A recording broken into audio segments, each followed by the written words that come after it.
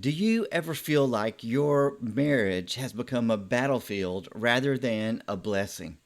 What if I told you that there is a biblical way to bring peace back into your home? My name is Wade Arnold, and what I'm going to do today is give you a framework that will allow you to transform the way that you and your spouse communicate today. Many Christian couples feel stuck in a cycle of miscommunication where really every communication becomes a conflict that may describe your marriage, that may describe the kind of relationship that you have with your spouse.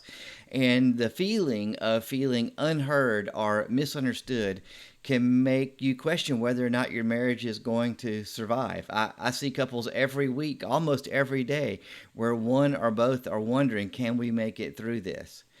When communication breaks down, it not only impacts your relationship in a negative way, it can also leave you feel isolated from your spouse, the very person that you promised and who promised you to do life with for the rest of your life. And that distance, that emotional distance, which may even lead to physical distance, seems unbearable. So, what I want to do again is to provide you with a framework that you can use in having a conversation with your husband or with your wife that will lead you to interact in a different way to prevent many of the conflicts that you're going to have. And if you do fall into a conflict, if you will use this model afterward, it will allow you to reconcile much faster than if you do not use it, if you just try to go on your own. So this framework is a framework that I have used the acronym PEACE, P-E-A-C, and I'll describe all of that, those five parts of this process that are going to allow you to have more peace, more love, more understanding in your marriage. It aligns with scriptural principles and is also supported by the psychological research. And I thought, how can I share this with you in a way that would make it really come alive for you? And I think one of the best ways is just to tell you one little phrase from a recent client of mine. And in our last session, one of the things that we do, or that I do with couples, is I ask, what has changed? What's new? What's different in your relationship now than it was when we first began meeting? And what he said to me was, I don't know what is different, but we are much more at peace with one another. We can communicate much better. We don't have the big explosive arguments that we used to have. And the reason that they communicate better now is because that couple has implemented this peace framework into their marriage. So let me give you the five steps or the five elements of the peace process.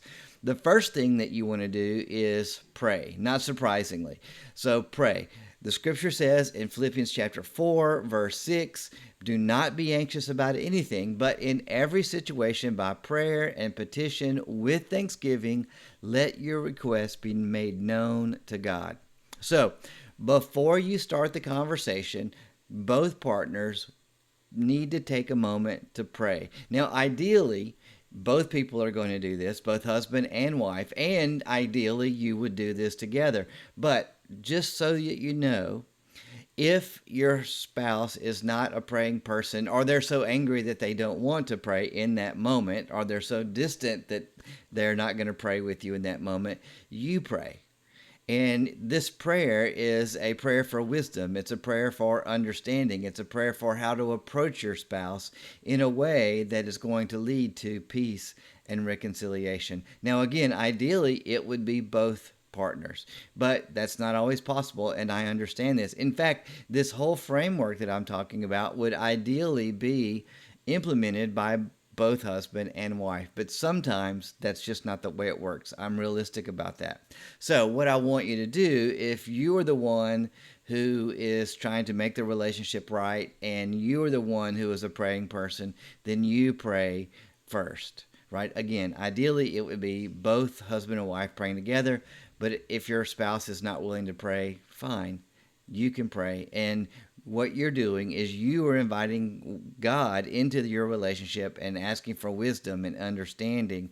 You're also, I hate to say that you're inviting God into it. God's there. In fact, I was reading Psalm 139 this morning, and it talks in that psalm about Where can I go from God's presence? We know that God is present to us at all times, but it's also important that we recognize that ourselves. It's not that we're inviting God into it, we are just recognizing God's presence that's already there. So take a moment to pray.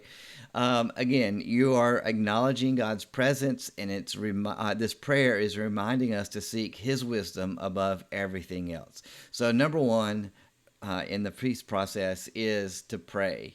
Pray for wisdom. The second thing that you want to do is you want to empathize actively. Empathize actively. The scripture says in Romans 12:15, rejoice with those who rejoice and mourn with those who mourn. So now, this is very important. This is not a back and forth conversation. This is a conversation where one person speaks and one person listens. And when one person has said their piece and they are feeling understood by the other, then you switch roles. So there is a speaker and there is a listener. And so if you are in the listener role, your only job is to understand. That's it. Your job is to not solve a problem. It's not to poke holes in their argument or what they're saying. Your job is 100% to understand where they are coming from. And so one of the ways that you do that is that you simply reflect back to them what they are saying without judgment. So what I hear you saying is, or if I'm understanding you correctly, it sounds like you're feeling whatever, and fill in the blank after each one of those things. You want to empathize actively. You want to let the person who is speaking, so if I am speaking to my wife, I want to reflect back to her so that I demonstrate that I understand where she is coming from. How many times, I know it's happened in my marriage and it's happened to a lot of marriages with couples that I work with, they are having a fight and they go on for 5 minutes, 10 minutes, 30 minutes, an hour. And then after all that time, one person says, oh, wait, what you mean is X, Y, or Z. And they didn't disagree at all. They just were not communicating clearly. And so what you want to do when you empathize actively is make sure that you understand what the other person is saying. Now, a lot of misunderstandings happen because of miscommunication, so you want to make sure that you are communicating clearly and that you are listening for a person's true meaning. That's what it means to feed back to them what your understanding of what they're saying is. So I want to be able to say to my wife, I think this is what you mean, and she can either verify that or she can say, well, what I really mean is more like this. And in that process, I get a greater understanding. And when I can demonstrate to my wife's satisfaction that I understand where she's coming from, then we switch roles and I share my perspective, and then she will be in the listening role. So this is really reflected in the command that Paul gives us in Galatians 6:2, which is to bear one another's burdens and thus fulfill the law of Christ. We are called to what? One another's burdens? We're called to bear them. We are called not to solve them, which is kind of the default for men, but we are called to bear them. We are to bear witness to them. We are to share them, but we are not necessarily to solve them. Now, later on, we can ask, hey, if I was in this situation, I might want to solve it this way. Are you interested in hearing how I might handle that situation? Or that person, our spouse, may ask us, hey, what do you think about this? What should I do? If they ask for you to solve the problem with them, brainstorm for solutions, great, go ahead. But if they haven't, but you really want to do it, then ask for permission first. Don't start solving the problem without permission. Always ask first. Sometimes the person that is talking to us doesn't want a solution. They just want to be heard. And as often as not, that's the first step. But we always need to ask ourselves, what do they want? Do they want to be heard, or do they want solutions? But we always want to start with being heard before we offer solutions, because we might be offering solutions for things that aren't even problems. So we want to make sure that, first of all, we are praying. Second of all, that we are empathizing actively. And then on the third part of the framework, we're going to affirm their perspective. Affirm their perspective. Now, this can be a confusing one, so hang with me right here, okay? Again, we have a scriptural support for this in Philippians chapter 2, verse 4. It says, "Let each of you let each of you look not only to his own interests, but also for the interests of others." Right? Even if you disagree, you can acknowledge that your partner has the right to think and feel the way that they think and feel, right? Their perspective on whatever the topic is, whatever the issue is, whatever the challenge is just as valid as yours. And we have to really come to that attitude to where this is true. They think they are right just like we think we are right. It does not mean that you agree.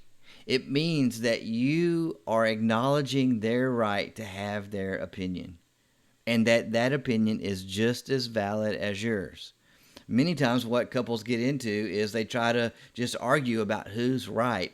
And when you argue about who's right, it usually hurts the relationship.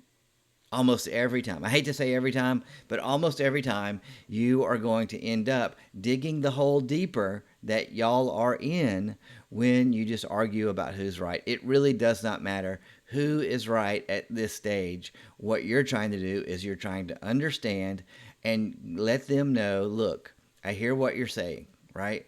And I understand why you think that way. And I understand how you got to where you are on this issue.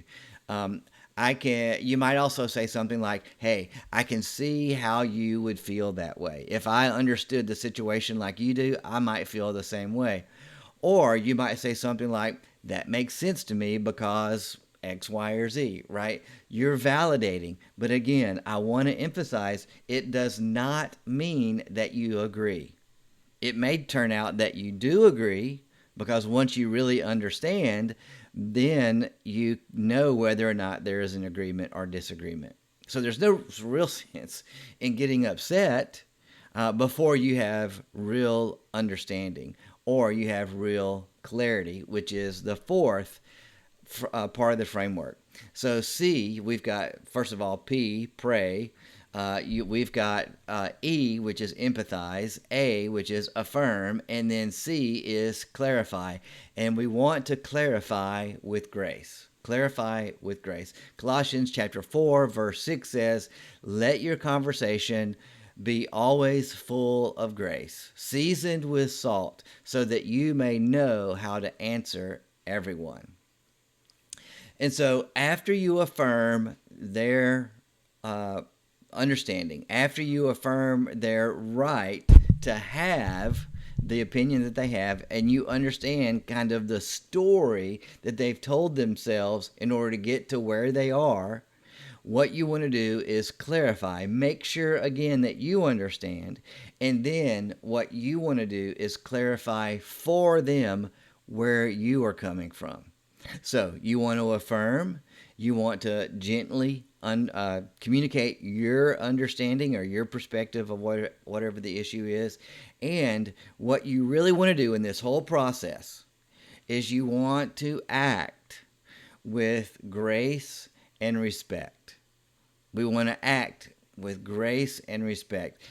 We could have maybe I'll do another video sometime about respect, but respect is a precondition to have any kind of relationship. I mean, you think about this when it comes to respect. If you get a sense that anyone in your life, whether it's your wife, whether it's a coworker, whether it's a sibling, whether whoever, if you think that they don't respect you, that relationship's over.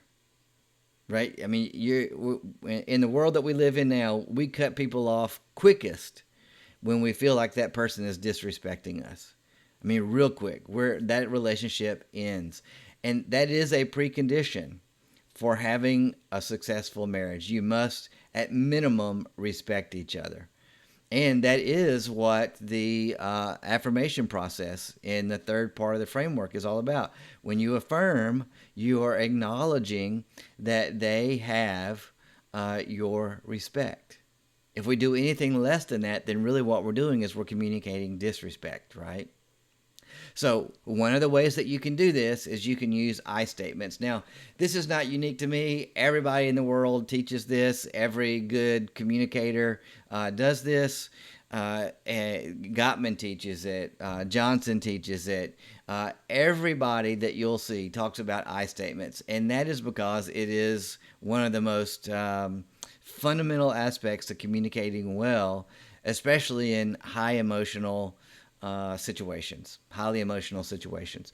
So let me give you a three-part framework that I teach all of the couples that I work with. One is you want to let them know what happened. You want to let them know how it impacted you, and then state what you would like instead. So when you did this, it made me feel that what I would like in the future is this. And so let me give you some examples. This is an example from a client years ago, years and years and years ago. When you throw your clothes on the floor, it makes me think that you don't care. What I would like for you to do is put them in the dirty clothes hamper, right? That's just an example of how that works out. When you did this, this is how it made me feel. This is what I would like. This is what I would prefer. This is what I would appreciate in the future, right? Very gentle, but still making the point. All right, you're not devolving into criticism. You're not talking down to them. You're very much making a request. Now you may have to make that request over and over again, but you want to do that in a spirit of gentleness. Okay, so and the fourth part, clarify. You want to clarify any misunderstandings. If in when you're in the listening role and they are reflecting back to you their understanding of your process, you want to clarify. Oh, that's not really what I mean. What I really meant to say was this, or what I intended to communicate is that, right? What your goal is to have a mutual understanding. One author that I read years ago called it a pool, P-O-O-L. I know being in the South, there's certain words that are hard to pronounce for me. There's a pool of shared meaning. And that's what your aim is all about, right? You want to have a shared understanding of whatever the situation is. And again, sometimes when you get that pool of shared meaning, there is no disagreement. You're actually on the same page.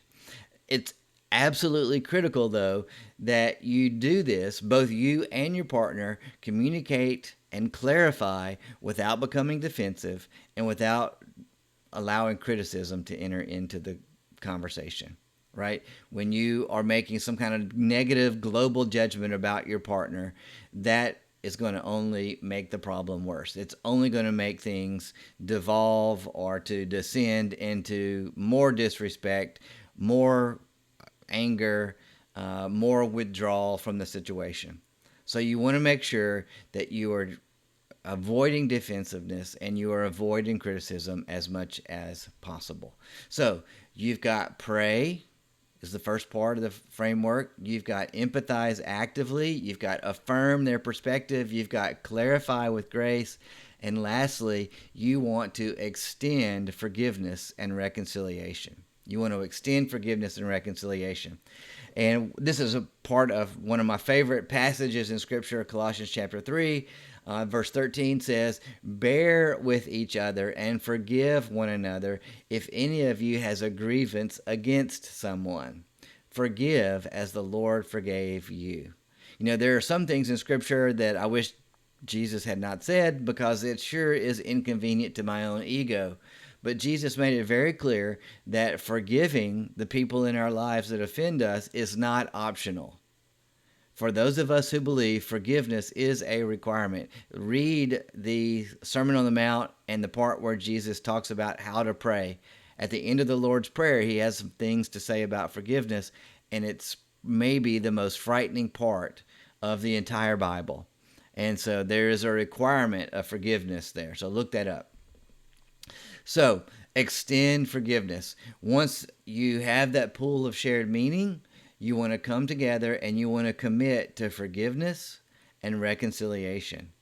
This is absolutely imperative. If you want peace and you want the unity that God created marriage to be, then you want to be a great forgiver. I think it was Anne Graham Lotz. I'll have to look this up again. I wasn't thinking about saying this, but I believe it was her that said that a marriage is the union of two great forgivers. And even if she didn't say that, that's a great line, whoever said it. But you want to commit to forgiveness. You cannot hold on to things and hold grudges and let them build up, because if you do, the distance between you and your spouse is going to grow ever greater. We must be fantastic forgivers. We must also seek the reconciliation. We must seek to come together again in unity.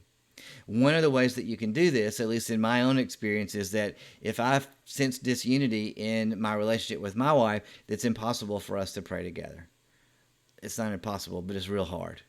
And so, one of the things that you want to do in the fifth stage here, or fifth part of the framework, is to pray together and ask God to seal your forgiveness for one another, to have that ongoing process of forgiveness in place, and that you will grow closer through this process. You know, the hope, my prayer for you who are watching this, and for my marriage as well, is that we will be more solid now than we have ever been in the past history of our relationship, but that we will still be growing and loving and more at peace and more content and unified as we move into the future. In fact, I heard it said something like this today about a different topic, but today is the least unified and the least peaceful we will ever be in our relationship. That's pretty awesome to think that today we are less peaceful than we will ever be in the future, or we are less unified today than we will ever be into the future. That's the goal, right? Is that every day our peace and unity is growing in our marriage. So the whole part of this really is, I think a lot of couples get into this, that I'm going to win this argument. And when we win, that means obviously there is a loser. But the goal is not to win the argument, but it is to restore the peace and unity in our marriage. That's the goal. That's where we want to be. And so I send you back to what I started with earlier, where I told you the story about the guy, the husband, who at the end of our time in our coaching agreement said, I don't know what happened, but we are much more at peace. Well, they were doing these 5 things. They were praying together. They were empathizing actively. They were affirming one another's perspective. They were clarifying one another's understanding. They were extending forgiveness and reconciliation.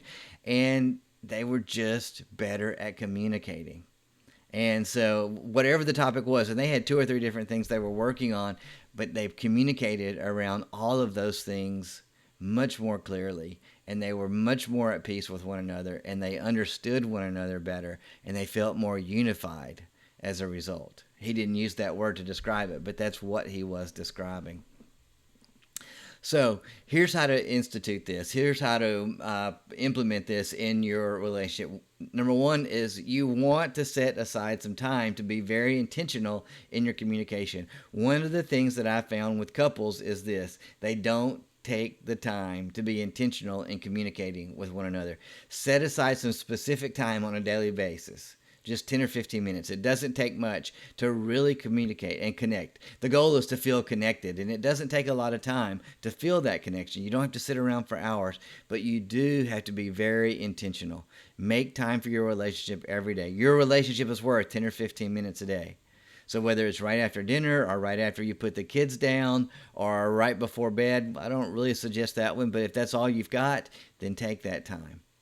The second thing that I would say about implementing this is to make sure that you are taking turns as a speaker and a listener. There's no back and forth. If you go back and forth, things can have a tend to escalate, and that defeats the whole purpose. You want to be able to remain calm, seek clarity with one another, seek peace with one another, and you can only do that when there is a structure. And so one person be the speaker, one person be the listener. Pray, as I hinted at and did mention, you want to pray at the beginning and at the end of the conversation. So make sure that you're bathing the whole process in prayer. And then you want to practice this regularly. Even if you're not having a challenge, even if you're not in a argument, you want to practice this regularly. And here's why. Many years ago, in the 1996 Olympics, there was the world's fastest man, Michael Johnson, and he's a fellow Baylor grad. He was there before I was, but I still claim him. And if he knew me, I'm sure he would. So Michael Johnson, if you're watching this, give me a shout out. But what he said was that what people see is the fastest man in the fastest 100-meter run. But what they don't see is the hours and days and the blood and the sweat and the tears that goes into becoming the world's fastest man. And in the same way, you want to practice these skills so that in the moment you can perform them with ease, and that you can implement this peace framework in your relationship even when tensions are high and emotions are running high. So what I have done today is I've outlined a 5-step framework, the peace framework, that will allow you to communicate more effectively even when you are facing challenges in your marriage. So here's what I want you to do. Start today. Start with the peace framework today. When couples start using the peace framework, their conversations will shift. Your conversations with your spouse will shift. Instead of reacting in anger, you'll pause to pray. And instead of shutting down, you'll choose to empathize with your spouse. And over time, these conversations will add up, and they actually compound. It's not just a 1 plus 1 plus 1. It's kind of like investing finances for the future. Yes, it starts off slow, maybe, but then it starts to compound. The interest does over time, and the curve doesn't just go up like this. It's a big curve, and you add much more benefit over time. So implement the peace framework today. I would love to hear how it works for you. And if you're interested in coaching, I'll leave a link so that you can learn more about how I work and what that might look like. And God bless you, and I look forward to hearing from you soon.